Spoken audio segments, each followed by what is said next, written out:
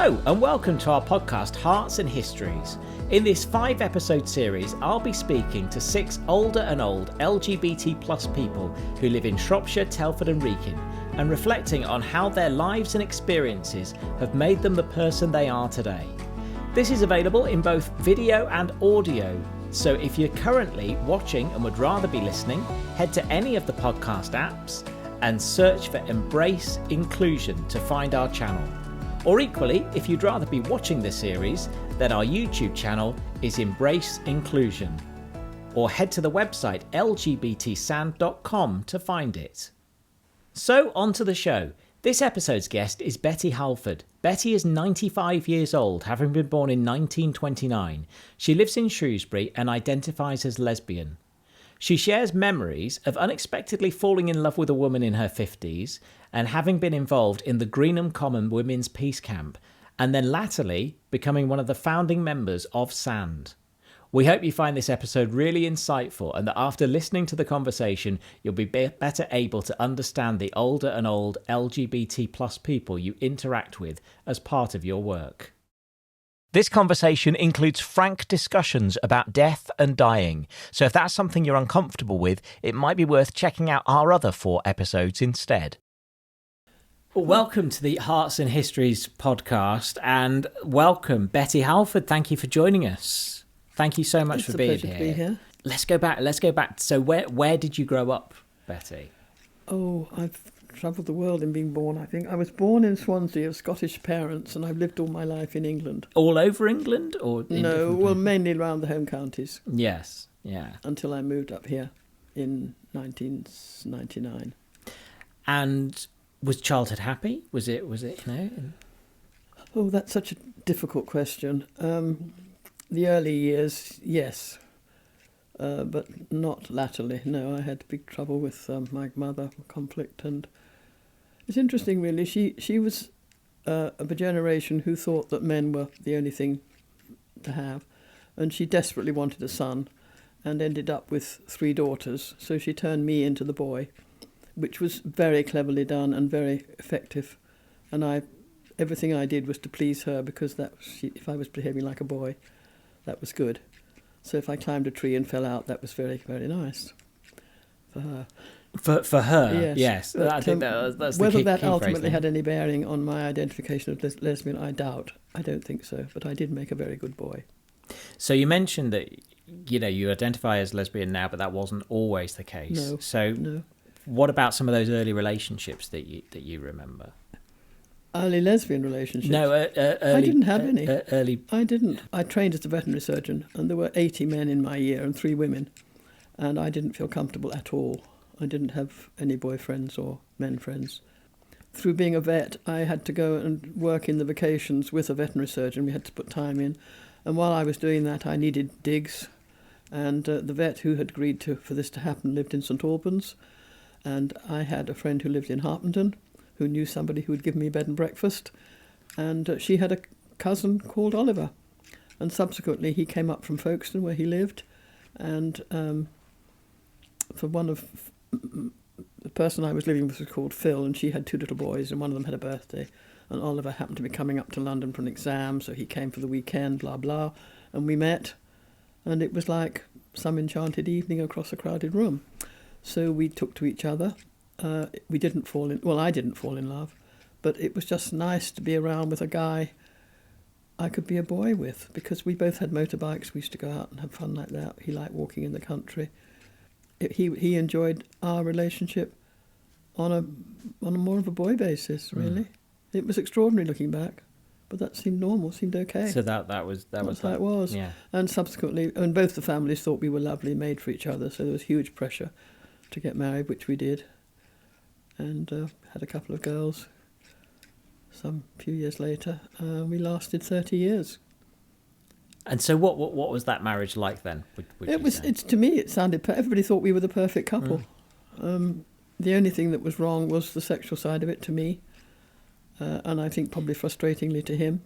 The marriage got a bit scratchy because of various reasons, but not related to that so much as to the fact that he never quite cut the apron strings from his family, his mother particularly. And I always felt that he put her before me and the girls. And after many years of feeling that, I got pretty irritable when the girls had left home and I was there on my own. And I think that was as much the basis for our beginning to break up, more than the fact that, or possibly even because of that, I started going to psychotherapy. And in a psychotherapy group, I met a woman and fell in love with her. So that's how it happened. And that was a huge shock to actually, what on earth are these feelings I'm getting that I've never had before? I'd never fallen in love with him. I knew that at that point. I understand that you would have described yourself as homophobic. Would that well, be yes, not only because that was how the culture I was brought up in. And it's a strong word. We just thought they should pull themselves together and not be that. They had a choice, we thought. So you say you fell in love with a woman and that was a shock. So did it take some getting used to the fact that you had those feelings? Oh, yes. It was... in psychotherapy groups, you don't usually socialise. But she expressed in the car park or something afterwards, she said something about, I'd like to meet you. Can we go for a walk in Windsor Park? We lived there that way. And I said to the group leader, this isn't on, how about it? And she said, well, that's all right, yes, but what's your boundaries? So we met and we used to go for a stroll in the evening with the dogs. And it all happened very quickly, within a week or two. One summer evening we were strolling around Windsor Park and we sat down to watch the view or look at the water or the dogs or something. And we just felt passionate. We fell into a hug and kissed, and it was something I'd never done before or thought of doing before. And it was instant and irresistible. No way, no argument. So it was feelings I never had before. And I was then, how old was I? 1979, I was 50. So it just felt completely natural. It just felt like... well, it didn't. It felt very unnatural, because what is natural? So, no, it was something I was terrified of. I seemed to lose control of my feelings completely, which I'd always thought I was very much in charge of. So how did you kind of go about then accepting that for yourself? It took a long time. It took a lot of adjusting to. Where are we now? 1979, that was. So really the 80s were my adjusting years. And after 5 years, my husband, we told him after a couple of years, and because we hid ourselves for a couple of years, we were just friends. We used to go away on weekends, perhaps. We used to escape and get the odd time together. But she and I, we never lived together.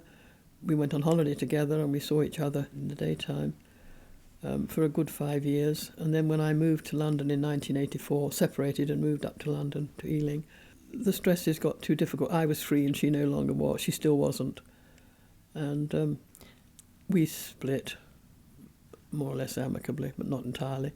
And I started going to Sappho, to the women's group in the Chepstow pub, and I met various other people, one of whom I had a relationship for 5 years with. And she took me to Greenham, which was really the beginning of me developing into understanding a bit about politics. Of course, left-wing, left of centre, rather than where I'd grown up, and meeting a lot of lesbian women. So what was it like then at Greenham? It's indescribable. Well, you can find that information from other places than me. But for me, it was, hugely exciting. I mean, I'd grown up as a boy, so I loved making fires and cooking on campfires and managing and sleeping in sleeping bags and camping. It was back to a lot of stuff I already knew about. But the camaraderie and the bonds between Greenham women, and a lot of them were lesbian, not all, not by any means all, but that in itself was educating, to find that straight women could be accepting of lesbian women completely and absolutely, and rely on them and associate with them. That was so new to how I'd grown up. And I learnt the power of women there. I learnt that we could be ourselves, to stand up for myself. I'm a different person because I went to Greenham. And also because I realised I was lesbian, and I met people who were a different calibre to the people I'd met, who were mostly doing what their men wanted them to do, or thought they ought to do, or to please their men. Didn't have to do that any longer. So you had this all these new feelings, all these new experiences. It was terrifying to get used to at the age of 50. Yes, yeah, absolutely terrifying. So how did you cope with that? Those terrifying feelings going on? I think I just coped with it because I am fairly resilient. I'm fairly adventuresome. And I met such lovely people. I just wanted to do the things they did. I was free. I call them the freedom years, really, the 80s and 90s. Could do what I liked when I liked. Did a lot of travelling. And that was the time that, of course, AIDS happened. For me, it was the 80s, really. I think it started before that. But right through the 80s, AIDS was significant, particularly after I separated. And into the 90s, when I worked at the London Lighthouse for 8 years. And so I met a lot of gay guys who I hadn't had much experience of before, many of them knowing they were going to die. And I was the garden plant woman. I used to go around all the house plants, 350 house plants every week, watering and caring for them. And in that period, too, I was invited to take part in a film called Women Like Us, which outed me publicly on the television, Channel 4, which was a scary thing to do, much scarier than this. How was it being a part of that? Like you say, that was shown on national television, and you knew it was going to be shown in yes, people Channel who 4, I don't you. believe a word they say. They said they put it on at 11 o'clock at night, which is why I agreed to do it. And what did they put it on at 9 o'clock, which is peak viewing time. I did have one or two people who rang up and sort of said, well done, and other people who said, gosh, we've no idea, and other people who just dropped out of my life. A few, but not many. Was that sad, or did you just think? I didn't really know about it till later, because you don't always know when you haven't seen people if you don't see them all the time. But then I moved, that was in 1990, and then I had all the AIDS and working at the Lighthouse, which was very important to me. And I travelled a lot in that time. And then I decided to move from London up to Shrewsbury in 1999. What drove that decision? What made you want to drive? One of my children was living in America and the other one was likely to move to France. And I thought, what's the point of being in London? And London had changed in the 15 years I'd lived there since I separated. And I went on a course up in Shropshire, up in Whitchurch, to try and work out what I might do. I was very unhappy, not I won't say suicidally happy, but very unhappy as to know what to do. And I went to this Buddhist meditation group up in Whitchurch. And on the way back to London, to Ealing, I passed went on the edge of Shrewsbury and saw the spires and thought, one day I must go and look at Shrewsbury. And when I got back to Ealing about 8 o'clock on a Sunday night, I couldn't park outside my house, which I had always been able to do. And about 3 streets later, in this it's only a small area of Ealing, back street, lots of terrace houses and things. I finally parked the car, and as I got out, I said, shit, I'll go and live in Shrewsbury. So I did. 10 months later, I was here. So that was it. That was the decision. That was it, yes. If you'd have had that parking space outside, I might not have made it. I might have made it. I might have made it eventually. So, and I've never really been happier than I've been here, and that's 26 years ago today. What do you love about living here then? What is it? Well, I'm a Scot, so at heart. I mean, my parents were Scots, so the heather is very important, the hills. And for years I've flown a kite up there, just a simple kite, nothing competitive. Yeah. And I had a dog. I was able to have. I knew it would be my last dog, but I don't believe in dogs in towns, so I wouldn't have one. She was sufficiently mischievous to be fun, but she was also. She knew where her limits were. Yes. Yeah. We had a good time. So that kept me busy for the first 13 years. And I took to gardening in a big way. I'd been a gardener before. I'd had allotment in London, but I took to gardening in a big way, so that I think I'm quite knowledgeable on gardening now. What about the LGBT plus community up here? It was interesting that. I didn't think I knew anybody up here, but that Christmas before, while I was negotiating selling the house and so on, I came up to Ludlow to a group, border women, and they had a Christmas meeting, and I decided I'd go as a guest, so I went. And there I met a couple of women from Shrewsbury who did become very important when I moved. You know, they let me use their washing machine and showers and things when my house was being done up, and we became friends. So that was a start. And I also went to the Peach Tree, which was a good centre to be. I think the first Sunday I was here, I went for a walk up in the hills with some of the border women who had a meeting that day. And in the car park, I met a woman I'd met 6 years before in Devon on a holiday. We knew we were lesbian then, but we hadn't kept up. And she's become a very, very good friend of mine. So that was the nucleus of my beginning to develop a lesbian community up here. So it was the right move for you. Yes, undoubtedly. It was totally the right move to do It has difficulties now because I don't have any family up here. They're living too far away, and they've got their grandparents, my children. They've got their own families to look after, and they look after me as well as they can at distance, but I don't see much of them. So does that worry you then, getting older? Does it worry you when you haven't got that support? Very much so. I have got support from them. I mean, if up until a year or two ago, if I was ill ever, they'd be up here, but they can't now. They've got too many commitments of their own, major commitments. So I am dependent very much on my friends, of whom I have, thankfully, some very, very good ones, who are prepared to put themselves out for me, which is a bit tear-jerking, really, when you feel that people will do that for you. Well, it's not their job to do that.